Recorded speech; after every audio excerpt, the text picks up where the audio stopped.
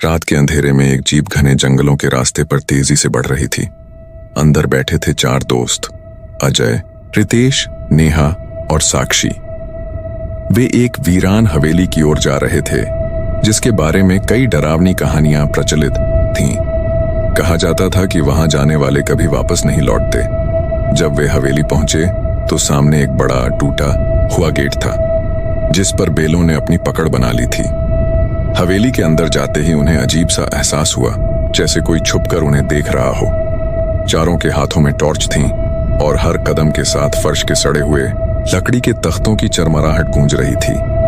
जैसे ही वे मुख्य हॉल में पहुंचे, नेहा ने एक पुराना झूला देखा जो बिना हवा के भी धीरे धीरे हिल रहा था। साक्षी ने डरते हुए कहा, शायद हमें यहां नहीं आना चाहिए था, लेकिन अजय ने हंसते हुए जवाब दिया, अरे भूत वूत कुछ नहीं होते। तभी अचानक हवेली के ऊपर की मंजिल से तेज कदमों की आवाज आई।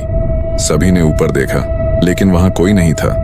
तभी रितेश की टॉर्च झपकने लगी और जैसे ही रोशनी वापस आई, दीवारों पर खून से लिखे कुछ शब्द उभर आए, भाग जाओ वरना तुम भी यहीं फंस जाओगे। चारों के रोंगटे खड़े हो गए। साक्षी ने घबराकर दरवाजे की तरफ दौड़ लगाई, लेकिन तभी दरवाजा अपने आप जोर से बंद हो गया। हवेली के अंदर घुप अंधेरा हो गया और एक ठंडी हवा पूरे हॉल में फैल गई। तभी अचानक सीढ़ियों के ऊपर से किसी के धीमे धीमे हंसने की आवाज आई। अजय ने हिम्मत जुटाकर अपनी टॉर्च ऊपर की और जो उन्होंने देखा उससे उनकी सांसें अटक गईं। वहां एक औरत खड़ी थी, सफेद साड़ी में, उसके बाल बिखरे हुए थे और आंखें पूरी काली।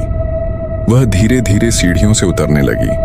जैसे ही उसने अपना हाथ आगे बढ़ाया, पूरा माहौल झनझना उठा और चारों के कानों में एक साथ गूंजा, तुम यहां नहीं बच सकते। अब चारों पूरी ताकत से दरवाजा पीटने लगे। नेहा जोर से रोने लगी और तभी अचानक दरवाजा खुद ब खुद खुल गया। वे बाहर की ओर दौड़े और जीप में कूद गए। अजय ने पूरी स्पीड में जीप स्टार्ट की और वहां से भाग निकले। जब वे जंगल के किनारे पहुंचे तो सभी ने चैन की सांस ली, लेकिन जैसे ही अजय ने रियर व्यू मिरर में देखा, उसकी रूह कांप गई। पीछे वाली सीट पर वही सफेद साड़ी वाली औरत बैठी थी और उसकी काली आंखें सीधे उसे घूर रही थीं। और फिर जीप का इंजन अचानक बंद हो गया।